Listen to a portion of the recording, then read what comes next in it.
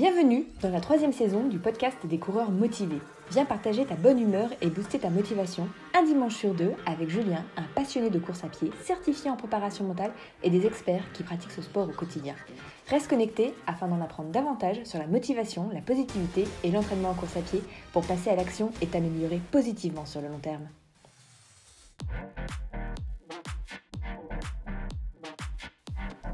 Salut, c'est Julien et c'est vraiment un grand plaisir de te retrouver dans ce 34e épisode du podcast des coureurs motivés. Alors déjà, je commence par les bonnes nouvelles. Comme tu l'entends, je suis en pleine forme parce que si tu enchaînes l'écoute de l'épisode 33 enregistré il y a 2 semaines et celui-ci, tu dois bien voir qu'il y a un contraste. Et oui, le rhume est derrière moi et j'ai fêté cette semaine mes 32 ans et j'ai repris l'entraînement marathon, donc tout roule. Je suis d'attaque pour passer ce moment avec toi. Alors dans cet épisode, on va détailler ensemble la notion de surcompensation. Qu'est-ce que la surcompensation? À quoi ça va te servir dans ta pratique? Comment t'en servir pour progresser davantage en course à pied? On voit tout ça ensemble. En résumé, je souhaite que tu maîtrises cette notion et j'ai surtout envie que tu repartes de cet épisode avec des infos concrètes pour que tu puisses finalement t'en servir dans tes prochains entraînements. Et bien sûr, si tu découvres le podcast avec l'épisode d'aujourd'hui, sache que mon but premier en tant que préparateur mental est de t'aider à retrouver la motivation et de te partager des conseils pour te permettre de progresser sur le long terme en course à pied afin que tu te rapproches de l'objectif qui te tient le plus à cœur. Alors avant que l'on rentre dans le cœur du sujet, voyons ensemble la structure de l'épisode en 5 parties pour que tu saches de quoi on va parler point après point. Alors première partie, ce sera les remerciements. Je vais garder les bonnes habitudes et je vais commencer par remercier donc toutes les personnes qui m'ont envoyé des messages ou qui ont aimé le contenu et avec qui j'ai échangé depuis le dernier épisode. En deuxième partie, on verra certains de vos messages. Voilà, j'en ai sélectionné quelques-uns et on les verra ensemble. En troisième partie, on parlera des activités en cours de mon côté et je te partagerai un bon tuyau. Et donc, en résumé, on parlera de ma préparation marathon et d'une application que j'ai découverte cette semaine et dont je veux te parler. En quatrième partie, ce sera le cœur de l'épisode où l'on abordera ensemble le sujet de la surcompensation. Et en cinquième partie, tu as l'habitude, ce sera la synthèse. Je te résumerai l'essentiel à retenir pour que tu puisses passer à l'action. Alors maintenant, je pense que tu as l'habitude. Si tu veux directement débuter avec le sujet du jour, tu avances simplement de quelques minutes. Et si ça te convient comme programme, alors installe-toi bien confortablement. C'est parti. Première partie, les remerciements.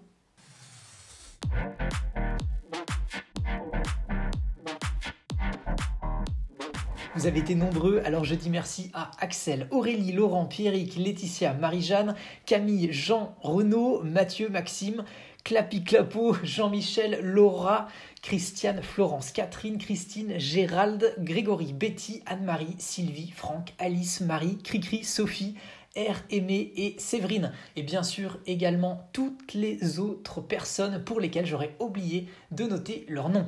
Alors vous êtes vraiment de plus en plus nombreux et nombreuses à suivre le podcast et ça me fait vraiment super plaisir. Alors j'en profite d'ailleurs pour te donner des nouvelles sur les dernières statistiques. Alors sur Spotify, j'ai vu que désormais vous étiez plus de 750 abonnés à suivre le podcast régulièrement. Franchement, c'est génial. Ensuite sur Insta, j'ai vu que vous étiez désormais 693 abonnés à suivre mon compte, donc @lescoureursmotivés. Allez, encore un petit effort, on sera bientôt à 700, ce sera d'ailleurs peut-être toi. Et sur YouTube, vous êtes désormais plus de 250 abonnés à la chaîne des coureurs motivés. Alors merci d'ailleurs à Ferrol, Sacré et Extranis qui se sont inscrits dernièrement. Alors du coup, un grand merci à toutes et à tous pour toute cette motivation partagée au fil des jours. Et bien sûr, je te rappelle que si tu écoutes ce podcast, sache qu'il suffit que tu m'écrives un message, un email, ce qui te fait plaisir et tu auras la possibilité donc d'intégrer le groupe privé pour booster ta motivation au quotidien avec les 200 autres membres. Et bien sûr, si tu ne l'as pas déjà fait jusque-là, je t'invite maintenant à aller t'abonner au podcast, donc sur la plateforme sur laquelle tu es en train de l'écouter, car je te le rappelle, c'est quand tu vas cliquer sur s'abonner ou que tu vas liker du contenu que je publie, tu vas finalement toi aussi motiver d'autres personnes, car ils trouveront plus facilement le contenu et moi, ça me fera super plaisir. Deuxième partie, retour sur vos messages.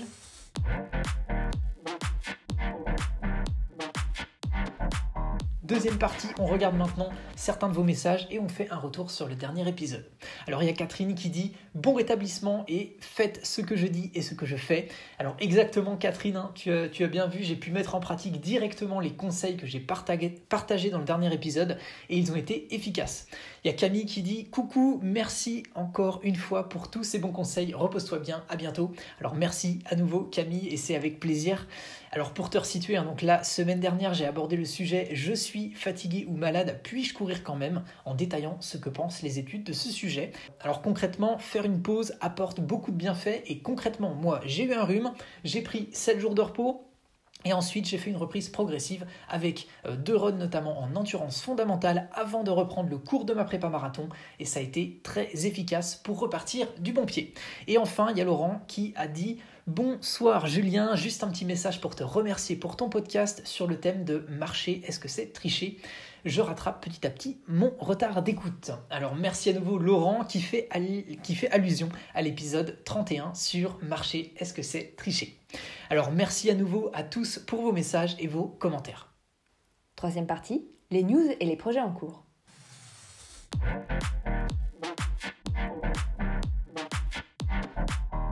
Alors tout d'abord en ce qui concerne ma prépa marathon en cours, alors pour te resituer, donc je prépare donc mon 2e marathon, il se déroulera en off, donc c'est-à-dire hors course officielle. Alors je souhaite le courir en moins de 3h30 fin mars, donc là ça fait 9 semaines que je me prépare avec 4 entraînements par semaine et il me reste 3 semaines de préparation. Alors j'ai dû intégrer une semaine de repos suite donc à mon rhume, j'ai attrapé donc fin de semaine 8 et j'ai repris officiellement donc cette semaine, donc semaine 9, la prépa et désormais c'est bien reparti. Donc j'en suis à un peu plus de 350 km de préparation et je sens bien que je suis en forme pour pouvoir poursuivre, donc c'est top. Ensuite, en ce qui concerne la prochaine CVCM, alors j'ai fermé les pré-inscriptions à la 7e édition, donc fin février. Donc là, je suis légèrement en retard dans l'organisation par rapport à ce que j'avais prévu initialement, mais dans tous les cas, dès que ça sera prêt, eh bien, j'avertirai en premier tous les coureurs qui se sont pré-inscrits et ensuite j'avertirai tout le monde. Alors si tu ne connais pas encore cette course, c'est la course virtuelle des coureurs motivés, donc c'est une course virtuelle que j'organise pour permettre à toutes celles et à tous ceux qui ont eu leur course d'annuler dernièrement ou alors qui sont à la recherche d'un objectif, eh bien de pouvoir s'inscrire à une course qui sera forcément maintenue. En résumé, j'ai donc créé cette course virtuelle pour les coureurs et coureuses motivés qui veulent se fixer un nouvel objectif et booster leur motivation. Alors pour ce qui est de mon 2e job, donc en tant qu'accompagnateur en préparation mentale, donc au sein de la société LNF, donc qui est leader français de la préparation mentale des sportifs, eh bien je continue donc d'accompagner celles et ceux qui sont en cours d'obtention de leur diplôme et c'est vraiment toujours un super plaisir d'échanger avec eux, de répondre à leurs questions et bien tout ça pour leur permettre de se perfectionner. Ça fait super plaisir donc d'avoir des retours positifs sur l'accompagnement que je peux donner au fil des semaines. Alors bien sûr, les semaines sont toujours bien chargées, mais c'est pour du positif, alors je continue. Et enfin, je voulais te partager donc un bon tuyau. Alors en fait, c'est une application que j'ai découverte cette semaine. Alors le principe, c'est le suivant. Imaginons, tu as prévu de faire une sortie en montagne ou ailleurs. Et en fait, tu souhaites qu'une personne de ton entourage soit au courant de ta sortie. Alors en fait, tu vas simplement ouvrir ton application, renseigner le lieu de ta sortie et aussi l'heure à laquelle tu as prévu, à laquelle tu es censé être revenu. Et en fait, l'idée, c'est que même si tu n'as plus de réseau, en fait, l'application, elle va directement avertir donc le contact d'urgence que tu avais renseigné dans le cas où tu ne serais pas rentré à l'heure prévue, afin que cette personne-là puisse s'inquiéter et prendre les mesures nécessaires. Alors en fait, l'application, elle s'appelle Sayfe, donc S-A-Y-F-E, et elle a été développée par Antoine. Voilà. Elle est disponible donc gratuitement sur les appareils iOS et Android. Voilà. Et j'ai personnellement, moi, mis 5 étoiles après l'avoir testée parce que je la trouve pratique et surtout, je trouve qu'elle répond, à mon sens, à un vrai besoin car on sait bien qu'on n'a pas du réseau partout. Voilà. Alors voilà, c'était juste pour te dire que je t'invite à aller la tester à l'occasion ou éventuellement en parler à tes amis si tu penses que ça pourrait leur être utile. 4e partie, le cœur de l'épisode.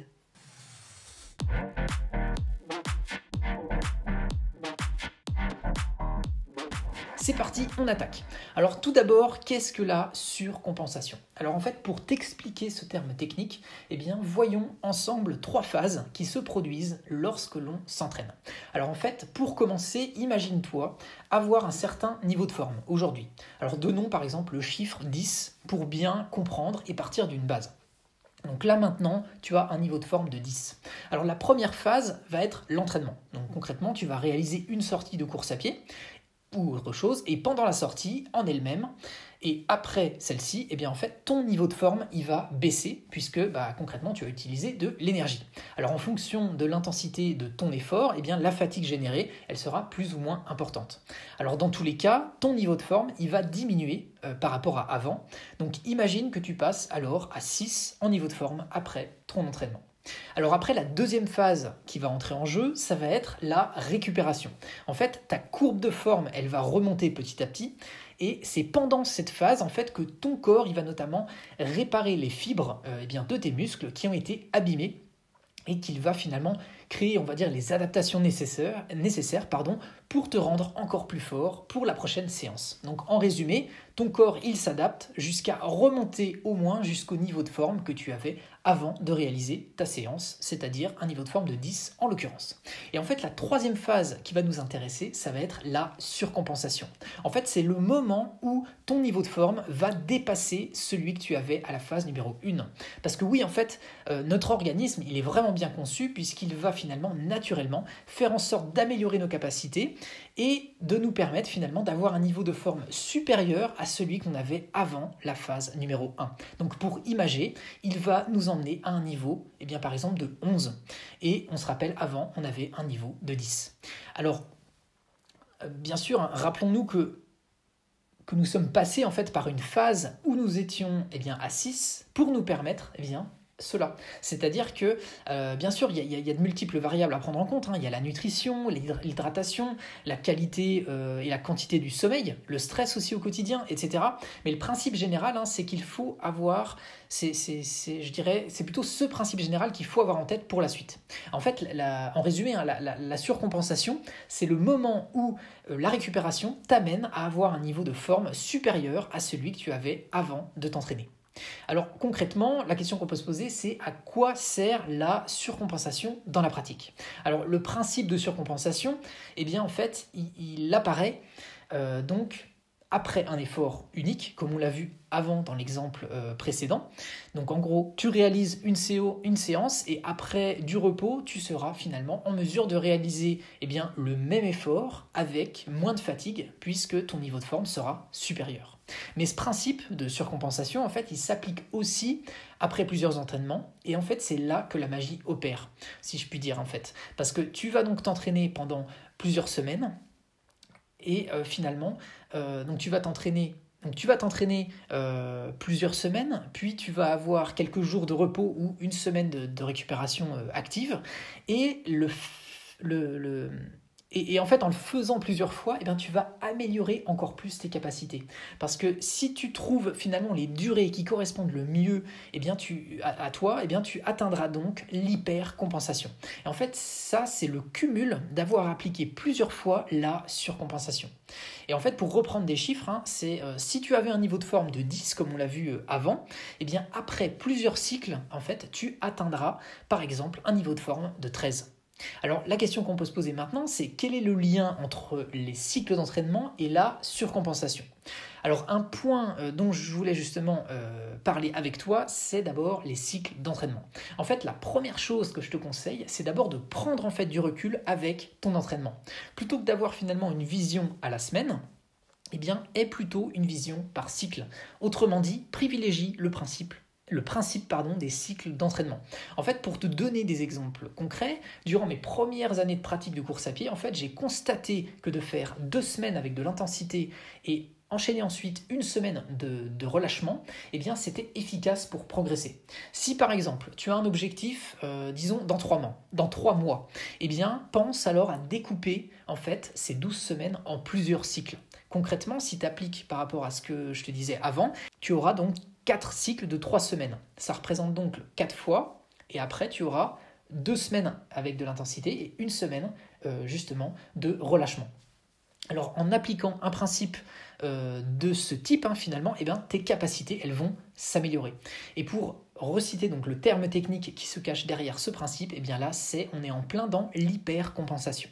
Alors désormais, pour information, je constate que d'appliquer en fait des cycles de 4 semaines, pas de 3 mais de 4 semaines, est encore plus efficace. Donc c'est-à-dire 3 semaines avec de l'intensité, toujours de manière progressive, et ensuite on enchaîne avec une semaine, on va dire, de relâchement. Une autre question qu'on peut se poser, c'est un cycle a-t-il toujours le même nombre de semaines associées? Alors en fait, non. En fait, ce qu'il faut plutôt avoir à l'esprit, c'est que derrière ça, souvent, c'est plutôt le côté pratique qui en ressort. C'est-à-dire que une semaine, c'est 7 jours, et donc ça permet de bien caler les jours par rapport à ce qu'on a prévu de faire. Alors bien sûr, on pourrait aussi prendre en compte les jours au lieu d'avoir des semaines. Donc, au lieu d'avoir par exemple 2 à 3 semaines, eh bien, ça correspondrait par exemple à 15 jours de travail et puis 6 jours de récupération. Mais ça deviendrait tout de suite plus complexe en fait à se positionner si on procédait de cette manière-là dans un planning. Et surtout à programmer, eh bien, voilà, ce serait possible, mais ce serait plus complexe. Donc on va dire que c'est plutôt pour favoriser quelque chose de simple à mettre en œuvre, eh bien, qu'on raisonne plutôt en semaines. Voilà. Alors d'ailleurs, je pense qu'en fait la durée idéale d'un cycle n'est pas forcément 3 ou 4 semaines pour tout le monde. En fait, je suis convaincu finalement qu'avec la technologie qui avance tellement vite, eh bien, d'ici quelques années, je pense qu'on aura certainement tous les outils nécessaires pour déterminer finalement avec précision pour chaque individu quelle sera en fait la durée idéale d'entraînement et également la durée idéale de repos pour finalement atteindre la surcompensation idéale à chaque entraînement et surtout pour l'appliquer de manière idéale sur un cycle. Mais en fait, d'ici là, le mieux, en fait, je pense que c'est de tester par soi-même et surtout de bien voir au ressenti, eh bien, quels sont les meilleurs résultats qu'on obtient. Voilà, tout simplement. Alors, la question qu'on peut se poser aussi également, c'est peut-on mesurer précisément cette surcompensation? Alors, en fait, à ma connaissance, on ne peut pas encore la mesurer de manière ultra précise et savoir notamment à l'heure près quand est-ce qu'il faut reprendre un entraînement. Mais on peut utiliser différents moyens et différentes questions pour savoir si on va dans le bon sens ou non. Alors, comme je te l'ai dit, finalement, comme on est tous différents, et bien finalement, nos cellules, elles ne s'adaptent pas à la même vitesse après les entraînements. Et aussi, comme on l'a vu, il y a de multiples facteurs qui entrent en jeu. Le sommeil, l'hydratation, l'intensité des entraînements, etc. Donc, il n'y a donc pas, à ma connaissance, une formule qui fonctionne de la même manière pour tout le monde. Mais d'ici là, et je pense que d'une manière générale, on peut quand même utiliser des infos intéressantes en répondant notamment à une série de questions. Alors voilà, j'ai posé différentes questions, je vais te les donner ici pour que tu puisses y réfléchir et voir justement si tu vas dans le bon sens en ce moment. Alors, sens-tu personnellement que tu progresses de semaine en semaine ou alors est-ce l'inverse? Si tu as des moments, est-ce que tu sens que tu as des moments de fatigue seulement ou alors est-ce que tu sens continuellement que tu es fatigué et que ça s'empire? Sens-tu que tu arrives à courir avec plus de facilité une séance que tu avais réalisée il y a quelque temps? Ou au contraire, sens-tu une stagnation ou une régression? Arrives-tu à allonger les distances ou à courir davantage de fractions ou est-ce l'inverse? Voilà, si tu réponds souvent en fait non à ces questions, eh bien c'est probablement que tu n'arrives pas encore à bénéficier du principe de surcompensation. Mais rassure-toi, c'est normal car c'est pas forcément évident, c'est pas intuitif et surtout quand on débute. En fait, on a souvent envie d'en faire trop intensément et trop vite. Alors la bonne nouvelle que j'ai pour toi si tu es dans ce cas-là, c'est qu'il faut simplement que tu prennes davantage de temps pour te reposer et que tu ajoutes aussi davantage d'endurance pour mieux progresser sur le long terme. Et si tu sens que tu es dans ce cas-là, tu peux en complément aller écouter l'épisode 5 du podcast qui s'appelle No Pain, No Gain, où je donne davantage de détails sur ce point-là. Alors, en plus des questions que l'on vient de voir ensemble, il est possible aussi d'analyser différentes données qui sont assez intéressantes. Alors, généralement, elles sont fournies par des objets connectés. Et notamment, je pense à l'évolution de ton VO2 max, l'évolution de ta VMA, ou alors l'évolution de ta fréquence cardiaque en fonction des différents types de séances, etc. Il y a encore plein de données qu'on peut exploiter.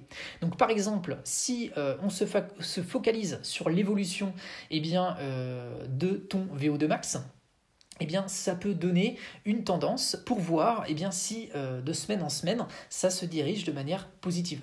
Typiquement, si tu sens que si tu vois avec les courbes que ton VO2 max monte et puis redescend et puis il remonte davantage plus haut à plusieurs reprises, c'est un bon indicateur d'une bonne utilisation finalement du principe de surcompensation dont on a parlé jusqu'à maintenant. Et je pense que ces éléments-là, en fait, ça te permettra de voir des tendances se dégager par rapport à ton entraînement. Et surtout, si tu prends aussi, comme je le fais, des notes en fait sur ce qui t'arrive au fur et à mesure et au fil de tes entraînements, eh bien, je pense que tu seras encore plus en mesure de savoir quelles sont les séances qui sont les plus efficaces pour toi. Et surtout, est-ce que tu laisses davantage d'espace entre tes séances pour maximiser finalement tes chances de bénéficier de cette surcompensation. Alors, ensuite, ce que j'ai envie de te donner comme info, c'est quoi faire finalement dans tous les cas pour maximiser tes chances de bénéficier de la surcompensation. Parce que finalement, si tu n'as aucune donnée à ta disposition, ou alors si tu cherches finalement des choses concrètes à mettre en œuvre pour bénéficier de la surcompensation, sans pour autant trop te prendre la tête, eh bien voici finalement des explications concrètes tirées de mon expérience que tu peux appliquer. Alors déjà, première chose, accorde une place importante à la récupération. Par exemple, de mon expérience, pour te donner des durées concrètes, j'applique 1 jour de repos après une séance en endurance d'une 40aine de minutes. Si je fais une sortie longue, en moyenne 1h20, et bien là ce sera 2 jours de récup. Et si jamais je fais une séance fractionnée, par exemple avec une 12aine de répétitions, donc après peu importe ce qu'il y a à l'intérieur, mais c'est le principe, une séance fractionnée intensive, et bien là ce sera plutôt 3 jours de récup. Et si tu veux en savoir plus d'ailleurs sur la récupération, pour avoir des techniques concrètes, et bien là je te conseille d'aller écouter l'épisode numéro 12 qui s'intitule donc 4 techniques pour récupérer efficacement après un effort, comme ça tu en sauras encore plus. Autre astuce, c'est de toujours mettre entre 2 séances, en fait, de toujours positionner une séance en endurance fondamentale. Et aussi, si tu pratiques de l'intensité ou du fractionné, aie en tête de ne jamais effectuer 2 séances de ce type-là à la suite. Donc par exemple, si tu es un débutant, une tous les 10 jours, c'est déjà très bien. Et si tu es un coureur qui pratique déjà depuis plusieurs mois ou plusieurs années, dans ce cas-là, 1 par semaine, c'est très bien aussi. Alors bien sûr, ces chiffres seront à affiner en fonction de ton niveau, en fonction du nombre de sorties que tu réalises chaque semaine, mais je dirais que d'une manière générale, si tu appliques ces grands principes-là, tu vas maximiser tes chances en fait, de t'entraîner en fait, efficacement sur le long terme et aussi de progresser sans entrer dans le surentraînement. 5e partie, la synthèse.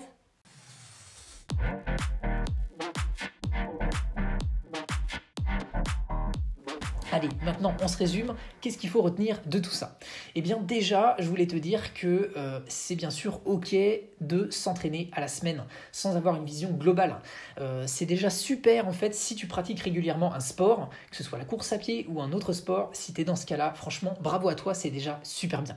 Maintenant, si tu aspires à progresser davantage, alors effectivement il faut essayer au maximum de prendre du recul finalement avec l'entraînement que tu peux avoir chaque semaine afin d'intégrer justement chaque semaine dans un cycle d'entraînement.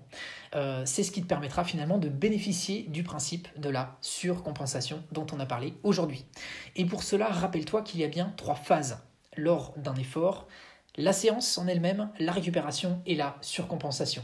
Et qu'il faut bien justement prendre suffisamment de repos pour en bénéficier, pour entrer dans un cercle vertueux et finalement de progresser. Et justement éviter le surentraînement en voulant trop en faire. Alors bien sûr, si tu veux aller encore plus loin, il faut encore prendre davantage de recul. Et l'idéal, là justement, c'est de définir un plan d'entraînement, voire plusieurs, qui vont justement se composer de plusieurs cycles. Et de cette manière-là, en fait, ce sera l'idéal pour bénéficier au maximum de la surcompensation et au fur et à mesure, de s'orienter vers l'hypercompensation à la fin de chaque plan d'entraînement, justement, pour être au top de ta forme et pour battre tes records et avoir des meilleures sensations en générant justement moins de fatigue au moment le plus opportun par rapport aux objectifs que tu vises.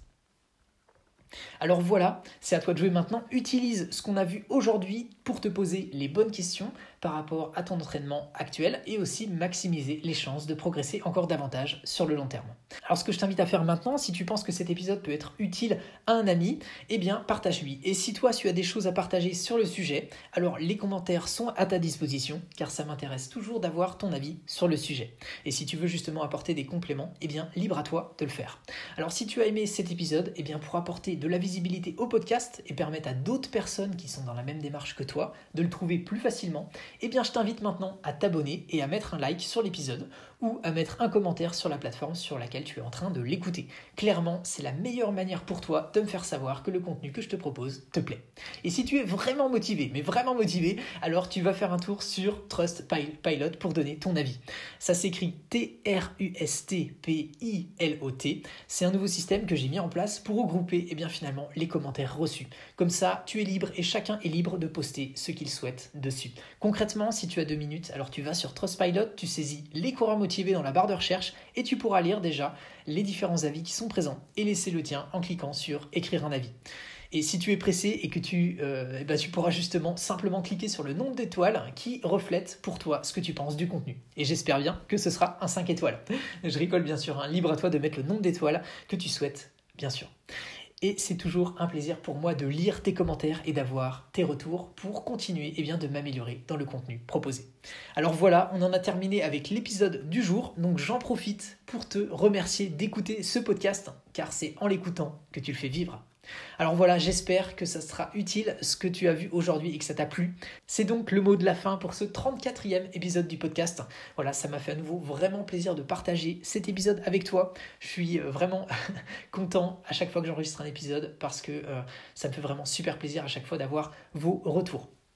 Alors je te remercie vivement d'avoir pris le temps de m'écouter jusque-là et d'avoir partagé ce moment avec moi. Alors coureuse ou coureur motivé, je te dis à dans 2 semaines. Et bien sûr, comme d'habitude, on reste en contact sur les réseaux sociaux. Alors je vais terminer avec la phrase que tu connais bien et qui me tient toujours à cœur. Alors on la répète ensemble, un pas après l'autre, positif et motivé. On avance ensemble vers ton objectif.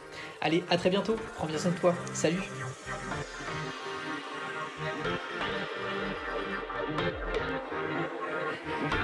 Thank you.